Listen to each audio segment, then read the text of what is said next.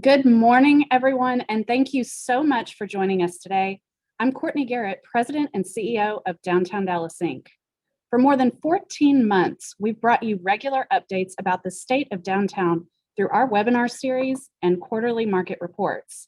And today, we are so excited to be partnered with Transwestern, the global real estate services company, to share with you why both of our organizations are more optimistic about Dallas than ever.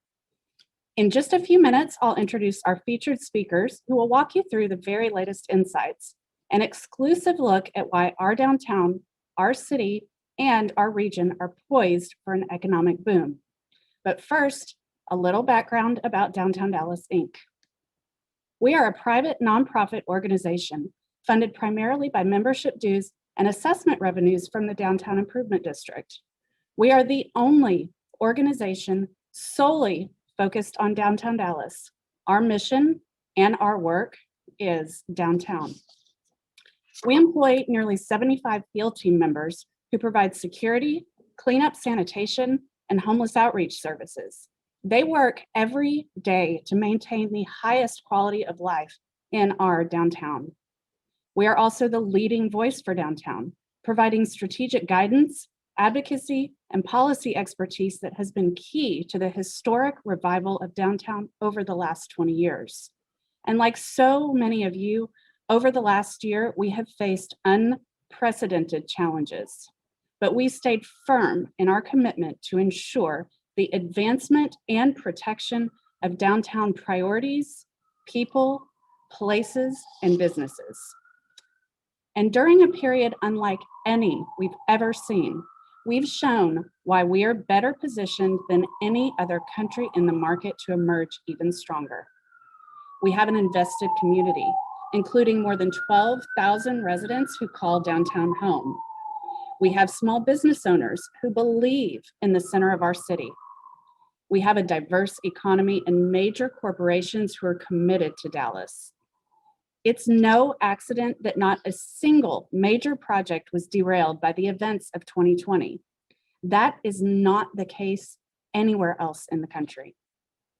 Today, we're going to delve into why that is and why we remain bullish on downtown Dallas. Now, first up to present the findings from their fresh report, 1 year in, why Transwestern is more optimistic about Dallas than ever, is Paul Whittorf and Andrew Matheny of Transwestern. Paul is Executive Managing Partner and Market Leader of Transwestern's North Texas operations based here in Dallas. He serves on Transwestern's Executive Committee and Board of Directors and has been with the company for more than 20 years. Andrew leads Transwestern's research platform in the Dallas-Fort Worth market, where he provides insight into market conditions and emerging trends in commercial real estate. Following the Transwestern presentation, our own Dustin Bullard, DDI's Executive Vice President of Economic Development and Place, will present highlights from DDI's most recent State of the Market report.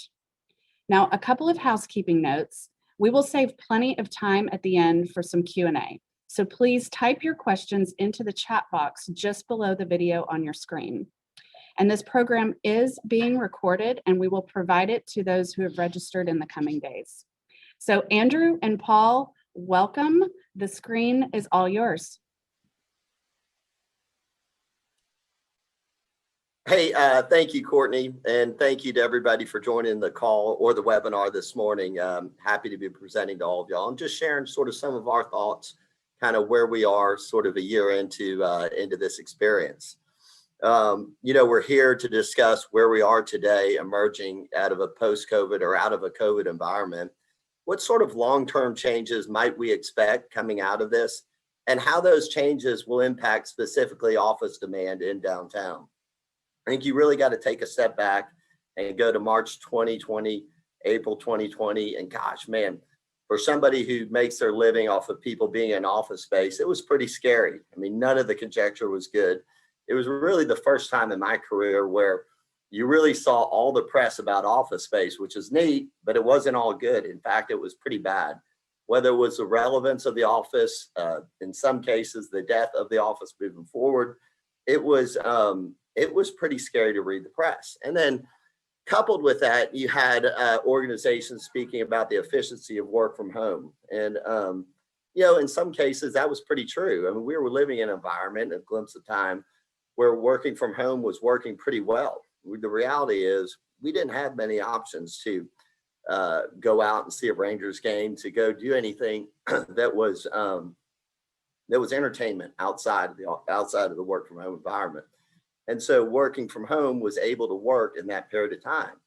Well, then you had just that conjecture. And then you had really one interesting thing, which was these tech companies on the West Coast that were really some of the most vocal advocates of working from home, and really saying that long term they could work from home. They could work from home in perpetuity. And that was pretty scary.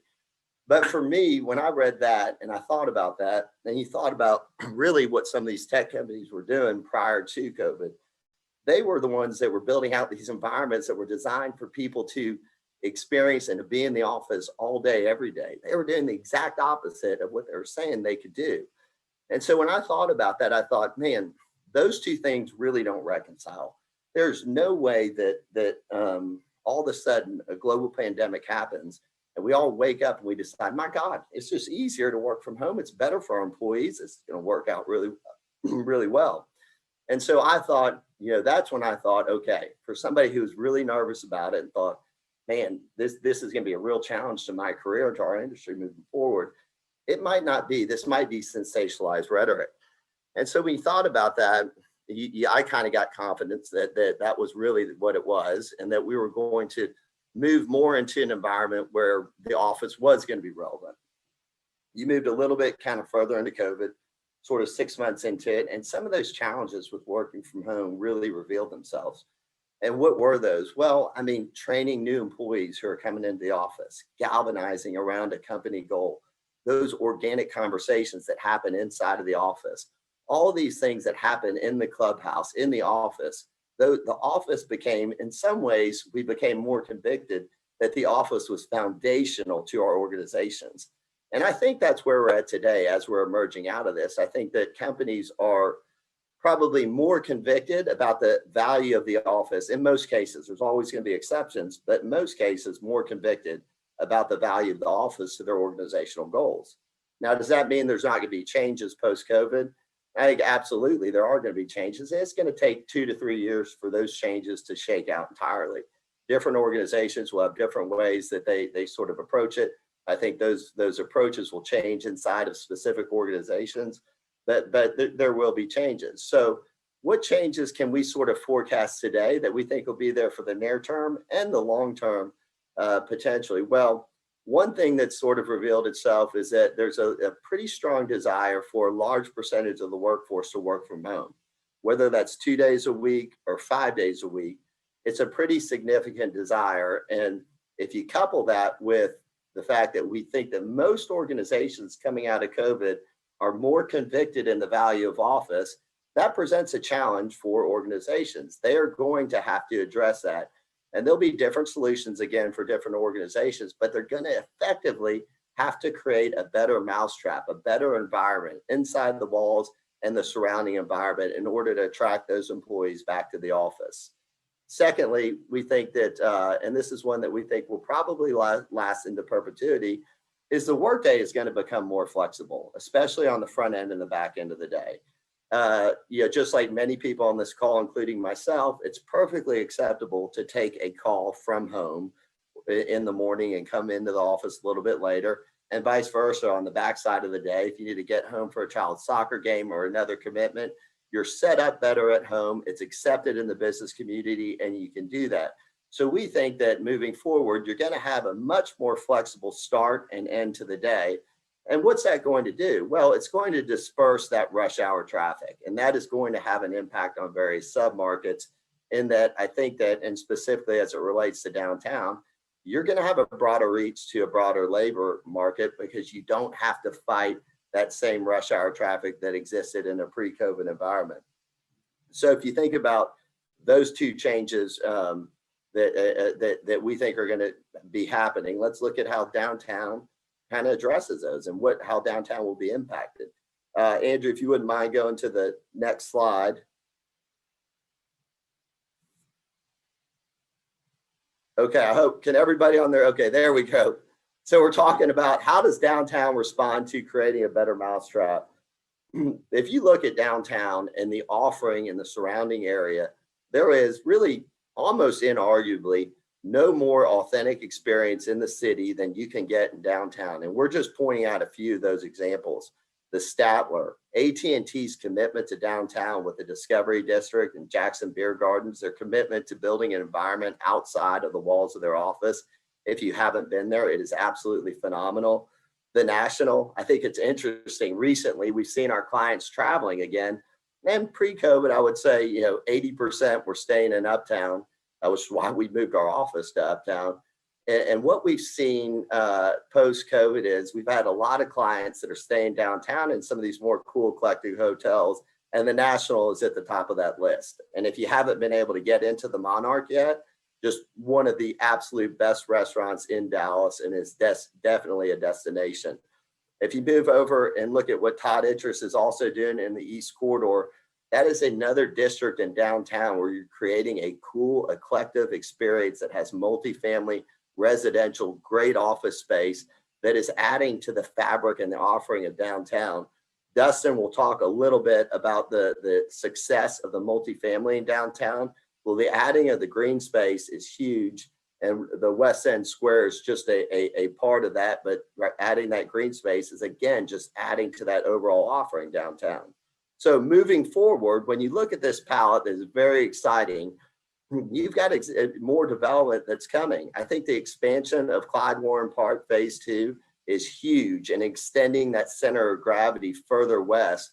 And you're going to see two developments on Field Street. In fact, I'm looking out my window right now at both of them. You've got two very highly sophisticated developers in Hillwood and Kaizen and Jonas Woods with prime development sites in downtown. And when you think about the overall offering and the location of those sites, I'd be surprised if in 2 or 3 years, I'm not looking out my window sooner, perhaps, and those sites are going vertical and you have tenants in them. And again, with the green space, we've got two more parks coming. So you have this incredibly attractive, highly amenitized, highly walkable, great restaurants, very eclectic, cool experience that exists in downtown. So it's pretty hard to argue that that environment is not attractive to a user. Now, one of the distinct challenges, perhaps the biggest challenge in downtown, has been the proximity to the labor force.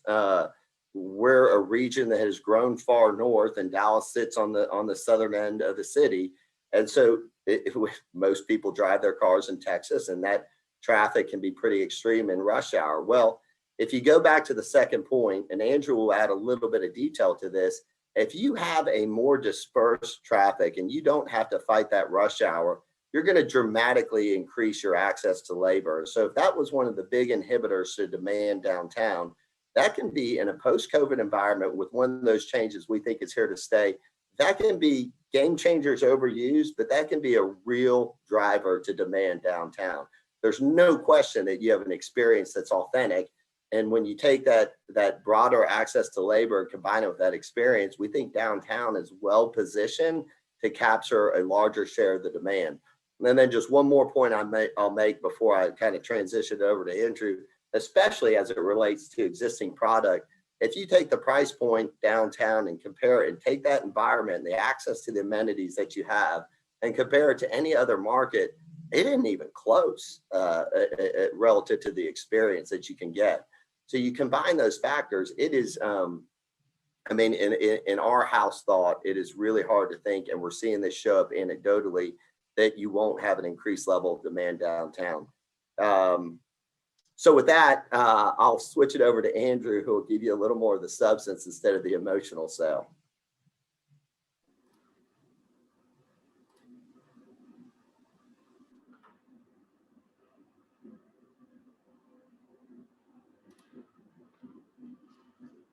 Thanks, Paul. So I would just echo, I think, everything that Paul's been saying. When the pandemic started, there was a lot of conjecture about, what does the future of office needs and office space look like? On top of that, there was this unique with the pandemic, a question of, is there going to be a fundamental shift between, demand for dense urban spaces compared to, say, the suburbs? And Dallas has been, no stranger to movement towards the suburbs, obviously, over the years. And so we've been paying attention very closely to the data that we have available. Lots of companies stepped up during the pandemic and created these dashboards and tools that let us get insight into things that we never had before. And we've been following that to try and get a sense of what actually to expect after the pandemic. And so the result of that was we put together the white paper that Courtney and Paul have mentioned, our 1 year in, why we're more optimistic about Dallas than ever. That goes through some of those factors and data points that we've been seeing, and then I'll highlight some of these with you here today. And so the first point is, we all know that Dallas has been growing. One of the best success stories after the last recession has been the growth of Dallas, Fort Worth overall. And sometimes I think we often take that for granted that, we're the 4th largest metro, we add 100,000 people per year, and we just kind of get used to it. But to put that in perspective, what that means is over the next 10 to 15 years, Dallas will likely grow to become bigger than Chicago. So we'll go from being the 4th largest metro to the 3rd largest metro. And jobs that'll be passing Chicago in about 2030, and then a population in about 2035. And those two statistics, what that highlights again is the importance of not just growth here, but also the domestic and international migration that brings the labor force, which in turn attracts companies to Dallas-Fort Worth because they can accommodate future expansion plans with labor. The second thing I mentioned was the suburban versus urban debate about what will happen in the future. And I think in Dallas, because we're so large, we have a lot of options. And so the people that come to uptown and downtown are here because they want to be. And so, not necessarily because they have to be, right? And so our speculation when the pandemic started would be that you would see less of those impacts here because the people who wanted to be in downtown and uptown wanted to be here. To that point, I think we can say, pretty confidently that urban life is here to stay. The stat that we've had for that is the M-Line trolley, now that things are reopening, that social distancing guidelines have been eased, their ridership is exceeding pre-pandemic levels, which is pretty impressive again, when you consider that tourism hasn't quite recovered to pre-pandemic levels. That means that people that live and work in uptown or downtown are the ones riding the trolley. And if there was a big shift in attitude towards that, then we wouldn't be seeing that in the market. And lastly, I think the most exciting thing over the last 10 years has been the upward growth of Dallas, not just the outward growth of urban sprawl. And so you probably saw the pictures on social media a few weeks ago of Dallas in 2001 versus 2021. And just imagine, if we're going to become bigger than Chicago over the next 15 to 20 years, what 2041 will look like for downtown and uptown. And so when we were writing this white paper, and it's still true today, there was a dozen towers in the city center already under construction. And there were at least 24 that we could count that had been announced that were in the pipeline to be built in the future to accommodate this future growth. And then the last point we just want to touch on very quickly is the discussion of flexibility in the office and what that means for companies going forward. A lot of the discussion has been about flexibility as an employee want or desire, which is important for talent attraction and retention. But we've specifically been digging in and trying to find ways that flexibility can be an asset or a competitive advantage for companies going forward. And so one example of that, as Paul mentioned, is you can potentially increase your labor pool by 47% if you're located in downtown. And so this map very quickly shows the commute times of 35 minutes to downtown at 2 different times a day. At 8:30, you get access to about 1 million white-collar workers. But if you allow employees to, say, come in at 9 o'clock to avoid that rush hour, you see an increase to 1.5 million. So that's a 47% increase. The other way to look at it, of course, is, if you've got an employee living up there in Allen that's just outside that 35-minute drive at 8:30, well, you're also reducing their commute by anywhere from 10 to 30 minutes potentially on any given day. Second point too is also, we know employees want to work from home and have the flexibility to do that, but what do they value it as? And I think the surveys we've seen have shown that 63% of employees see flexibility as a benefit that has a cash equivalent of getting a pay raise of 5% or more. The average, I think, is about 8% total overall. And so it's interesting we're having this discussion. At the same time, there's questions in the economy about A, what's going on in the labor market overall, and then B, with the inflationary expectations, is that short term, is that long term? I think there's a potential here if a company embraces flexibility, talks about it as a benefit, and as a part of compensation, that potentially you might see less wage pressure later this year going forward. Lastly, I think it should be obvious, it pays increasing dividends to be flexible as Dallas continues to grow. Dallas is a car-oriented city. As we add over 900,000 jobs over the next 10 to 15 years, this will increase, obviously, travel times around the region. And so being flexible now is being able to operate more like you see those companies in Chicago or Manhattan, where you have off-hours commuting to be able to accommodate that. And so with that, that's where I'll leave it. I'll also pass it off to Dustin here, who will give an update on some numbers and also some interesting figures on retail and hotel performance that I think is highlighting the comeback that downtown's about to experience. And with that, I'll also point out we have our white paper available on our website that is free and open access if you'd like to dig in more on these features.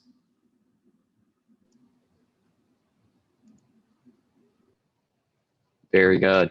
Good morning, everyone. Thank you, Paul and Andrew. We have great partners with you all in Transwestern and appreciate that insight. As everyone mentioned, I'm going to take really what Paul and Andrew kind of set up here with an overall state of the Dallas market and some theories on what we're seeing, both currently and also what we believe we'll see in the future. I'll be highlighting and using a lot of data points from our state of the market.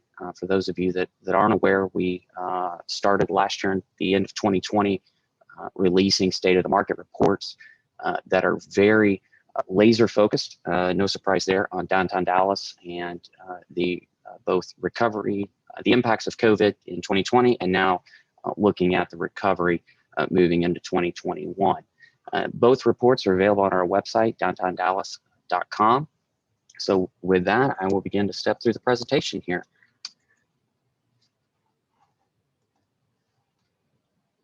So really, and Paul and Andrew set me up beautifully here, downtown is strong. We have multiple market sectors, which is a unique aspect of this downtown in this regional market.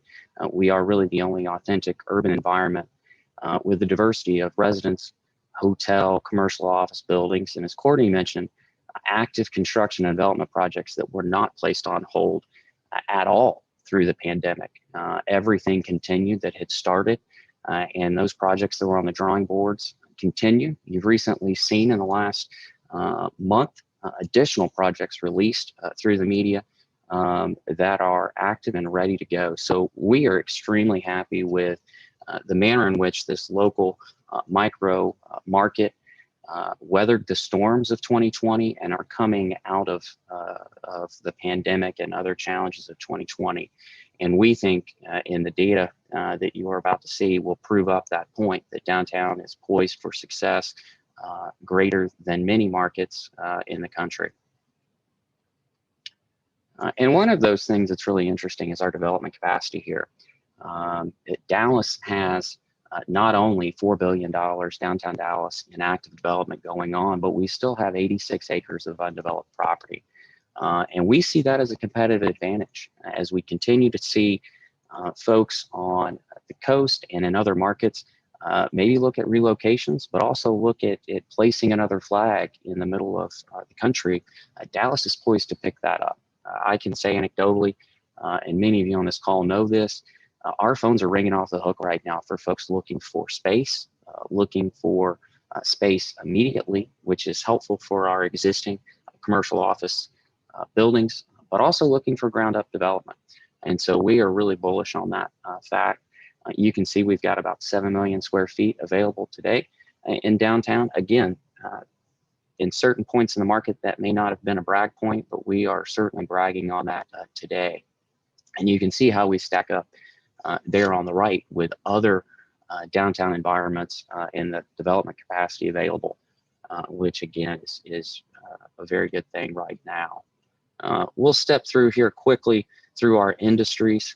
Paul and Andrew did hit on some of these. I'm going to go into just a slight more detail with some numbers to give you a highlight and encourage you all to dive into our State of the Market report once we conclude this call today. Multifamily has really been a bright spot, and I think Dallas, as we heard earlier, there was a lot of conjecture at the beginning of the pandemic and during 2020 that everyone was going to flee and urban life was no more. Well, that did not pan out here locally in downtown Dallas. I can say as a resident of downtown, we never left, those of us that live here. And what we saw is almost 900 units currently under construction, and we saw those not stop. And you see here an image of a beautiful product that opened last year, Amley Fountain Place, which is a high-end residential rental product that is leasing over $3 a foot. So our performance, we did dip a little bit in 2020. You can see there our rents, though, sitting today have rebounded to above pre-2019, and we're seeing fewer concessions made within the residential market.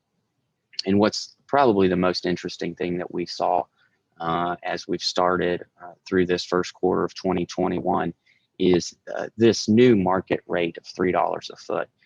We opened multiple projects, the National, Amley Fountain Place, Altier, in the Arts District, to name a few, that really set a new floor for high-end residential, and we are seeing stabilization in those properties occurring.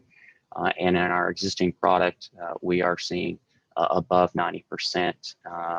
So again, residential, and I think as we look at the flexibility in the office and we look at the talent pool, yes, allowing flexibility allows us to a company to potentially hit a talent pool outside of a broader market, but also as we allow greater living options within our downtown core and our surrounding neighborhoods in Dallas, we're allowing people the option to live closer to where they work as well, which is vitally important. And we're seeing a tremendous, that talent wants to live closer in many cases. Stepping into our commercial office, I think Paul and Andrew did a phenomenal job, not only talking about the market realities today, but also where we see the market going. And so downtown continues to be the highest concentration of not only office space, but office workers within this region. And I think we're lucky to have some amazing corporate headquarters and corporate partners that have chosen very deliberately to stay here in downtown and expand in many cases. AT&T Discovery District, again, highly recommend you all taking a trip downtown, walking around the district, and really experiencing the corporate headquarters of a phenomenal multinational company that chose to stay in downtown Dallas and really reimagine their entire footprint, their entire real estate holdings, not only for the community, but also for their employees, to attract that talent, to attract those individuals that they so need to work in their buildings. Leasing performance and rent performance are on the right track here in downtown.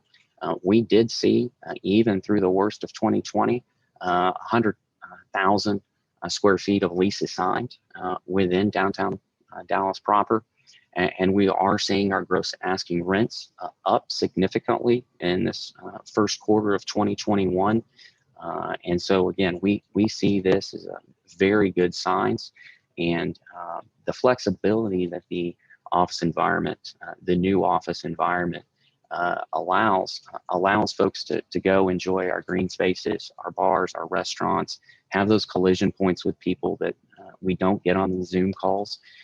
And downtown is that environment that allows for those authentic experiences and the diversity that you do not get in a suburban campus or other areas within Dallas. And so here, this image I love here on the right really is a juxtaposition of these beautiful commercial office towers from many generations, showing residential, office, and then one of our newer parks, Pacific Plaza, which is a great partnership with our friends at Parks for Downtown Dallas, the city of Dallas, and our organization, Downtown Dallas Inc. And so, again, if you haven't visited our green spaces, please come down and check that out. We, again, as we look at downtown Dallas, our green spaces, our public parks allow that ability to get out of the office and experience nature, see others in downtown, and provide a recreation component to our residents and visitors as well. Returning to the office, I think we've hit a lot of this today. Dallas is really leading the country in return to office. And I think as we're seeing additional vaccine rollouts and the reduction in masking or the change in masking guidelines for those that are vaccinated, we're seeing people very quickly transition back to an office environment. Again, maintaining some flexibility, whether that's hours worked or days in and out of the office. We recently completed a survey amongst our members, and we've got additional highlights within this full state of the market report, but a couple big things here. Nearly half of those that responded to our survey reported that most, if not all of their employees were already back in the office, and that the rest would be returning in the coming months. And when we say coming months, we really mean throughout the summer of 2021. So we know a lot of companies will be bringing people back starting next week. And then really another draw when we look at the data starting after the July 4th weekend and then moving on into when school starts again. So we are excited about that. I know that our retailers and restaurants can't wait to welcome you all back into downtown and bring that additional street life. I think we have hit very well on our additional flexibility here.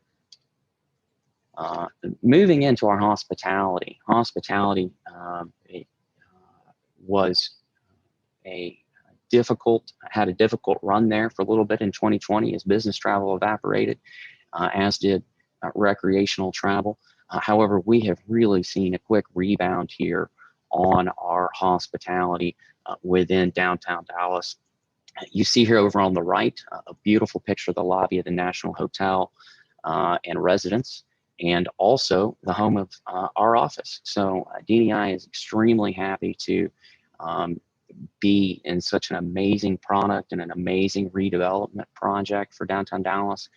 For those of you that have been in this market for many years, the National was really our last vacant tower to be renovated in downtown Dallas. So really encourage you all, as Paul mentioned, Monarch, the other food and beverage outlets, 9 at the National and Catbird, amazing places, and really, I think, set a new standard for downtown. A little biased since our facilities are here, our offices are here, but what an amazing product to add to our portfolio here in downtown Dallas. We are seeing leisure and regional tourism and conventions coming back really quickly, much like office. Many of our hotels are reporting sellout weekends. Conventions are now back at the Dallas Convention Center and also within our hotel properties. Over the next 6 months, we're forecasted for over 300,000 convention years, which again is a really good indication and is tracking ahead of many other markets. The return of our business travel will continue to help solidify and increase our hospitality performance locally. Retail and restaurants, this was another one that people love to pontificate about in 2020, that downtown would shutter and we would lose all of our retail and restaurants. While we did see some closures, we actually saw more restaurants open than close. So since the beginning of 2020, the downtown core has seen 23 new restaurants opening, which is tremendous numbers given the state of what our entire country and world went through in 2020. So here are some notable openings. I encourage you to visit our website, downtowndallas.com. We keep an updated list of restaurants and retailers that are open, many of which, again, 23 new restaurants for you to check out. We also have a really good backlog of retailers and restaurants that are in the process of opening through construction, permitting, and development. And so you see some of those there. AT&T will continue to open their food hall. They have been opening that in phases. Dakota's, which I know many folks, a longtime downtown staple, closed in 2020. It will be reopened under new ownership. So we love to see that. Same thing with the Rodeo Bar. And then we hit earlier, Paul and Andrew mentioned the East Quarter, another Todd Interest product, really stitching downtown and Deep Ellum together in the farmers market area. We're excited to see Nick Benavides open National Anthem there on Commerce and Cesar Chavez, and that project is under construction right now. And then Una Mas, can't name them all, but there's many restaurants we're very excited about within downtown. Our construction, again, $4 billion of active projects, which equates to roughly 5 million square feet. And you see over here the diversity of products and projects that we're seeing. We're seeing not only multifamily, but also office, additional hotel. The JW Marriott is a great example over in the Arts District. And then as we look at additional green space, again, with our partnership and our friends at Parks for Downtown Dallas and the City of Dallas, we just recently opened West End Square, which is a game changer for the West End. That park is designed with smart amenities. We have wireless phone charging, work tables, and I think that will be a unique thing as we continue to welcome office workers back and look at a post-COVID office environment. I think the work tables in West End Square will begin to be an outdoor office environment for so many people that call the West End home. Carpenter Park, if you have not been downtown, is under construction. Our largest park in downtown Dallas at almost 6 acres, 5.6 acres, kind of over by the Sheraton Hotel and the Old Dallas High School. We are excited for that to open again, another gateway and connection point between downtown and Deep Ellum. And then Harwood Park over in and around the farmers market and East Quarter area is in the planning phase, the final planning phases, and will start construction once Carpenter Park is completed. So again, Dallas has really moved into adding additional green space as an amenity and as a competitive advantage to other markets. And you cannot find the level of green space that we have in downtown and other areas of Dallas. So with that, we're very excited. As you can see, I again encourage you all to really look at our state of the market. And I want to really highlight a couple members of my staff, Doug Prude and Evan Sheets. Doug does a tremendous job helping us go through the data sets and really examine this. And so Doug and Evan both, their fingers are all over the state of the market report. I just get to talk about it. And so I want to thank them. And if you have additional questions, once you've downloaded the report, please reach out to us. And as we move on, I think I've got a couple more slides to set Courtney up here. At the end of, the beginning of 2020, we really leaned in hard to create a new economic development campaign called Downtown Dallas Now. And we'll show a quick video, and Courtney's going to set it up. But I want to encourage you, I've got this slide real quick. DowntownDallasNow.com is another amazing resource that we want you all to use and understand and be familiar with as we move into a new phase of corporate recruitment and marketing here for downtown Dallas. So again, DowntownDallasNow.com. I thank you for listening this morning. Again, we are excited about downtown, and I'm going to turn it back over to Courtney Garrett. Thank you, Dustin. Thank you, Andrew. Thank you, Paul. So to continue where Dustin left off, and then we will get to your questions. So please be sure and type questions into that chat bar. We have a few already we'll get to here in just a moment. But to pick up on the Downtown Dallas Now campaign, for all of the reasons that you heard from Andrew and Paul and Dustin, we've really doubled down on our storytelling to really look at how we best highlight all that there is, all of the opportunity that there is here in the downtown market, looking at talent, capacity, innovation, quality of life, all of those markers that we've just spent the last half hour talking about. So the video that you're about to see will give you a flavor of what is being played nationally. We've got digital ads running in many markets across the country. And ultimately, when you go to that downtowndallasnow.com website, all of you who are on the call today, we hope that you will embrace it. We hope that you will use the information and that you will help us tell this story nationally. So to give you a flavor, again, let's hear from a few of our most well-known advocates in the Downtown Dallas Now video.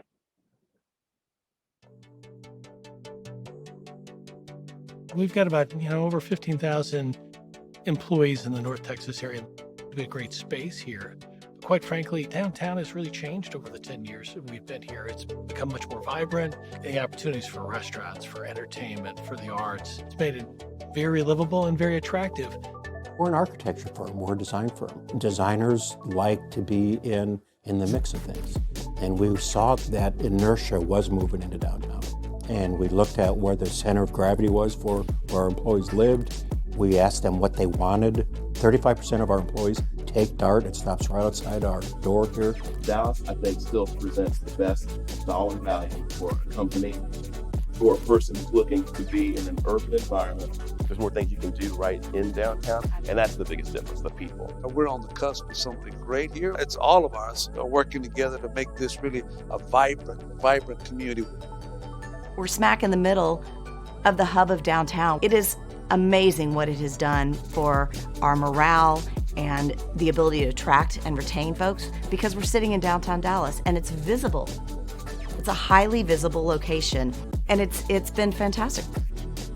I tell them because this is where everything is. And if you want to be in the heart of Dallas, if you want to experience the next wave, if you want to, it's here. I mean, it is here and it is growing. And I strongly encourage anyone that has asked me, and I do get that request, where should we office? I strongly suggest that people come to downtown Dallas. We like being right in the middle of the action. And I think one of the neat things about downtown, especially as a growth company, is that there's so many big companies down here as well. And so you kind of get that intersection of the large enterprise, people have the really broad reach with some of the other younger companies that maybe are trying to shake things up a little bit. And there's lots of opportunities to work together. It kind of all starts here in Dallas. There's a tremendous amount of diversity down here. Dallas has turned into a really vibrant city, a true urban place.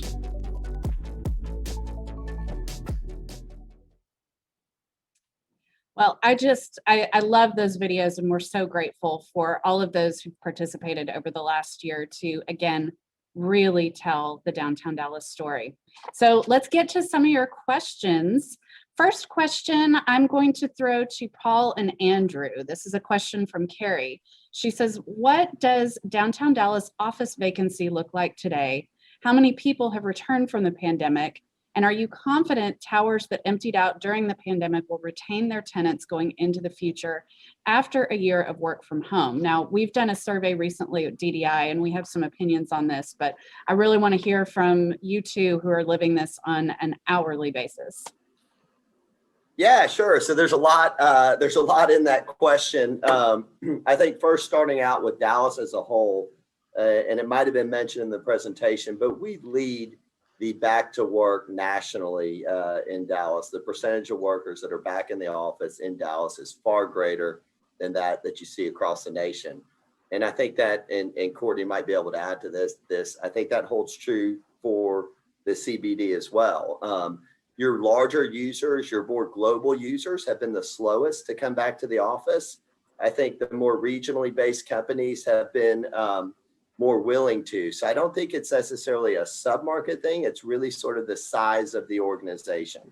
Now, that said, I think that those timelines, especially with the rollout of the vaccine, have been moved up pretty dramatically from what we heard early on. Like I said in my portion of the presentation, I think that organizations, you've heard Jamie Dimon sort of talk about it recently, have really placed an increased sort of level of importance on being in the office, which is sort of ironic given where we started this. That's where I think we've ended up. So as it relates to downtown, I think it's just a matter of how big is the organization, how global are they? And even if they are a big global organization, they've moved their date up. You heard mid 22 for a lot of these companies kind of early on in the mid portion of the pandemic. And that's been moved up to where you'll see, I think a vast majority of them have some sort of return to the office program after Labor Day and happening this year. And so that's what we're seeing sort of broadly. And then speaking to the vacancy in downtown, there, an existing product, there is a significant amount of vacancy downtown. And what we're really trying to look at is just what's going to change post-pandemic and which markets are going to be winners and which markets are going to be losers with those changes that we sort of see happening. Dallas as a whole, anything that was happening, we were a big recipient of corporate relocations and corporate expansions prior to COVID. I think if you talk to any economist, this is sort of gasoline on the fire for a variety of reasons. And you'll see a larger share of that happening post-pandemic. And we're already seeing that happening in submarkets. And so we think, for the reasons that we stated, that downtown is very well positioned with the existing palette, with the current inventory to capture its fair share of that demand. And so that might lack some of the specifics, but the story is yet to be told. Well, and I think, Paul, I echo everything you just said, and I can maybe fill in some specifics on that. So if you think about, I mentioned there's going to be like 900,000 jobs added in the region over the next 10 years. If you look at just the office using industries, and then look at, okay, what might that do for office demand? You come up with a figure of something like 50 million square feet of additional office demand that could come to the market over the next 10 years. Well, even though, currently I think our inventory is about 298 million square feet, give or take, in the Dallas-Fort Worth region as a whole. And so where is that demand going to go? It'll go some in new construction, but we're not building nearly enough to be able to accommodate all of that in new construction over the next 10 years. And so that's what creates the demand that will help us grow back into some of these landmark properties in downtown. And I think that would be my second point, is you have to understand downtown, I think, in the context of not just the last 10 years, but maybe the last 20 or 30 years. We built these big landmark towers when downtown was just the center of the universe for the Dallas office market, right? And then over time, we built the Dallas North Tollway, it went farther north, companies moved north. And so we had these big landmarks and not necessarily the demand to match it. And I think 2020s will be seen as a decade when that catches back up and we grow back into those buildings. Yeah, thanks so much to you both. I think I would layer on, speaking to the vacancy rates. Of course, over the last year, it's been a time that none of us thought we would see, when you see at best 5 to 10 to maybe 15% of your typical 135,000 employees in the downtown area.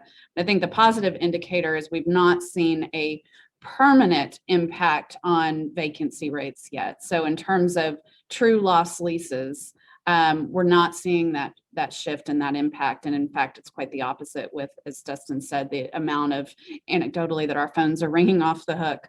We've got a great value proposition. So we're very optimistic, while at the same time also looking toward thought leaders on additional adaptive reuse and looking at some of these buildings that maybe, Andrew, to your point, have been running to catch up for decades. Now, what does our next phase of adaptive reuse look like to be able to convert some of that office space to other uses that may never be office space again?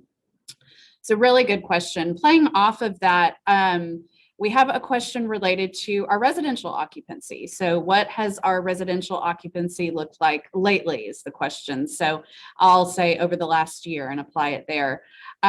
Fortunately, the short answer is we have not seen an impact on our residential occupancy. In fact, we've seen our occupancy increase because there have been buildings like here at the National that have come online over the last year. Now, we were last summer concerned that we started to see some signs of fragility in the market. But fortunately, as we saw unemployment quickly begin to correct itself and again, more projects coming online, we've seen all of that very, very positive in the market. So Dustin, I'll throw a follow-up question to you on that as one of our executive leaders here at DDI who lives downtown. Why from a market perspective and a quality of life perspective do you think that is? Well, I think two things, Courtney. I think one is downtown continues to be, as I said earlier, kind of this authentic urban experience. I mean, I can get out and go have dinner, grab a drink, and that didn't really change even during COVID. We continue to see the folks that live downtown. We put parklets out, allowing additional patio space. We did some other temporary changes within downtown, allowing a little bit greater safety during the worst parts of the pandemic.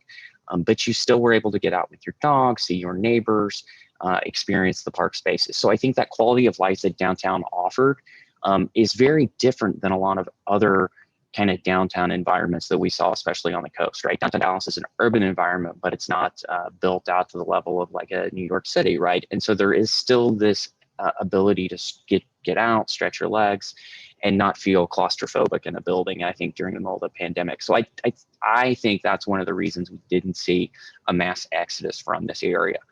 Right, we maintained our 12,000 residents. We did see a little softening at one point, probably summer of last year, but our residential product has just really rebounded so quickly.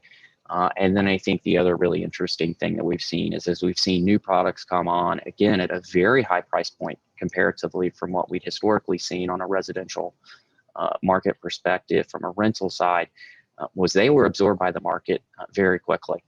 And we are seeing $3 and north of $3 a foot, not only at the national, but other projects that I mentioned earlier, beginning to lease up. The Drakestone, and I think, Courtney, this goes really to the story you were getting at a second ago.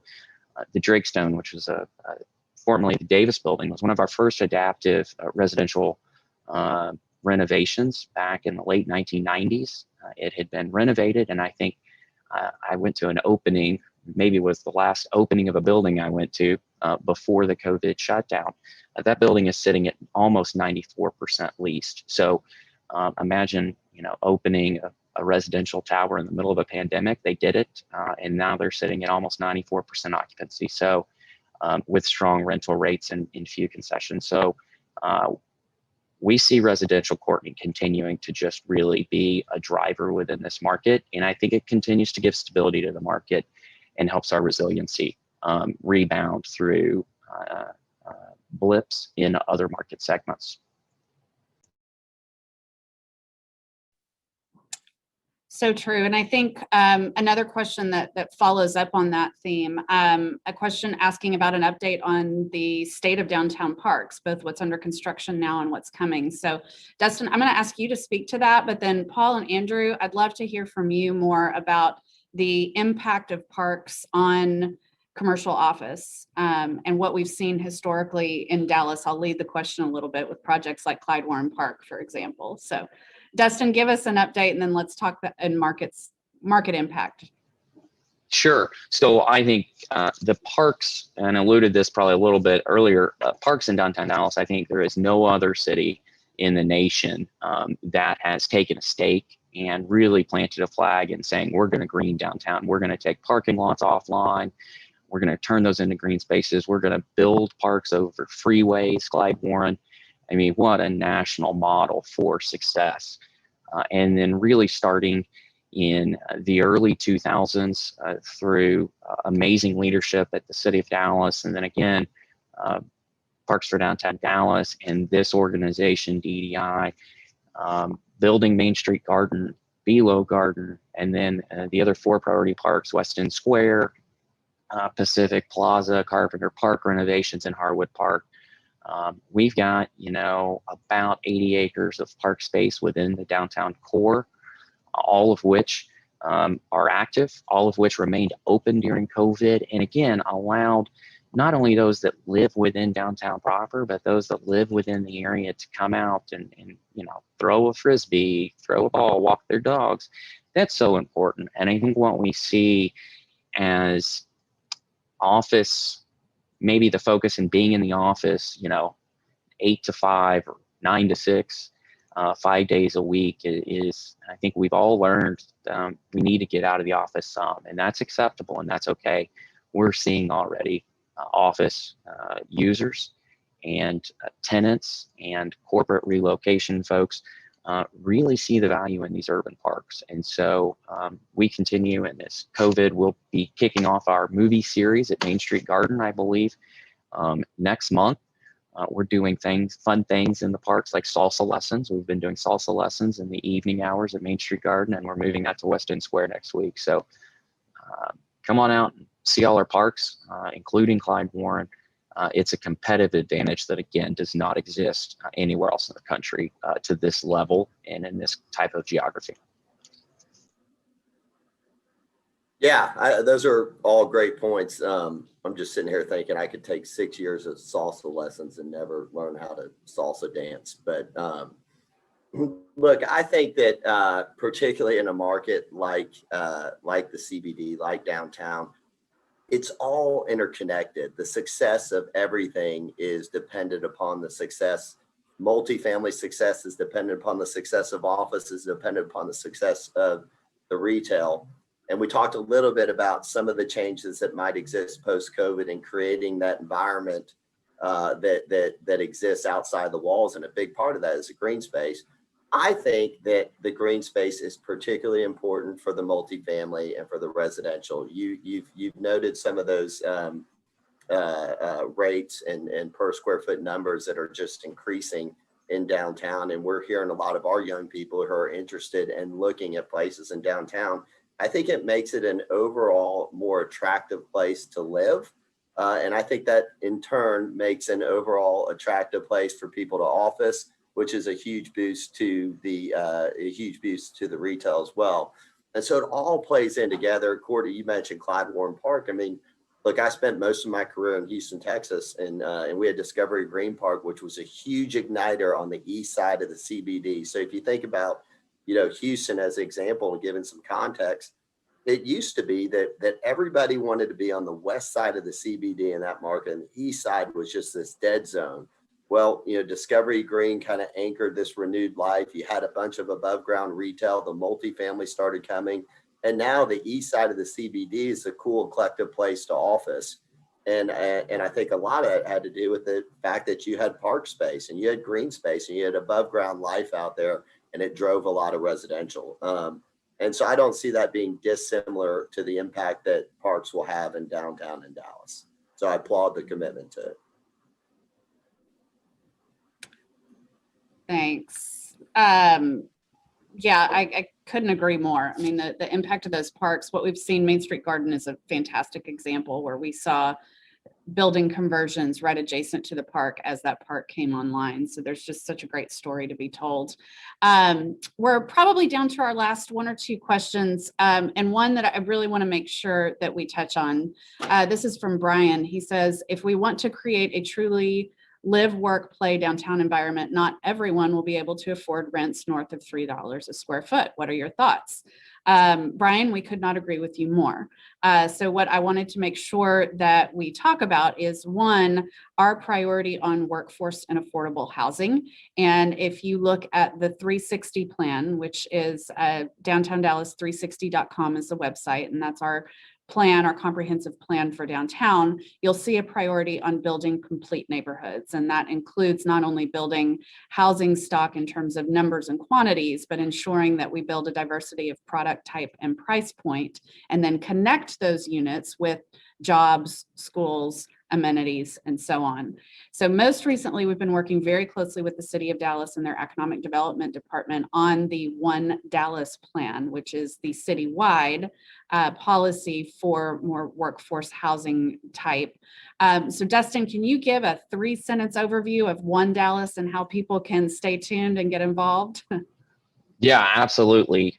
One Dallas is still going through the kind of consultant planning phase to some degree. I encourage you all, it's posted on the city's website if you were to Google, or we can send it out in the follow-up to this meeting if we're sending out an additional packet.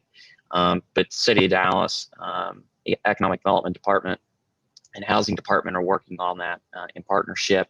And really, it looks at how the city can incentivize and encourage a diversity of income bands within new product, both in a multifamily, but also a single family. And while single family residential may not financially work workforce in downtown proper. One of the unique things about this market is that 360 geography that Courtney mentioned, about a 2.5 mile radius from downtown. Once we begin to look at our transit options and the interconnectivity of all of these diverse districts in kind of the central city of Dallas, we have a tremendous amount of housing diversity and in a amazing opportunity, which we know that the One Dallas plan will leverage to create a very diverse neighborhood and mix of products for everyone at all price points. And I think from an organizational perspective, and I know many folks, I see Andrew nodding, this is really a make or break moment, in my opinion, for Dallas. We can really transform and add to the quality of life and environment of people at all stages of life and all income bands. And that's really, really important. That also really helps with some of the labor shortage issues that we're seeing, right? If we can rebalance our transportation system and bring some folks closer to where they work, we are reducing the overall transportation burden, which can increase the available housing dollars. So please stay tuned to the One Dallas plan. We are very tuned in. Many of those on the call are probably, but if you have no idea what we're talking about, please look it up. Please reach out to the city and their consultants, or reach out directly to any staffer here at DDI, and we'll get you up to speed. Thanks, Dustin. Well, it is right at 11 o'clock, and we are out of time, and there are still some great questions left related to schools, 345, bigger mobility projects. So please, as Dustin said, reach out to any of us at downtowndallas.com on our website. You can find all of our email addresses, and we will certainly be producing more of these forums. You can tell how much information there really is to talk about. So Paul, Andrew, Dustin, thank you all so much. Thank you to everyone who's tuned in for participating today. You can download the Transwestern 1 year in report by visiting transwestern.com/1 year in. And you can find our latest state of the market report on our website at downtowndallas.com/state of the market. We'll also email these reports to everyone who's registered online for today's event. And if you've enjoyed this program and really are hungry for that information and you're not already a Downtown Dallas Inc. member, we do encourage you to learn more. And again, you can find more about becoming a member, reaping the benefits, and supporting our efforts to advance downtown. All of that information is on our website.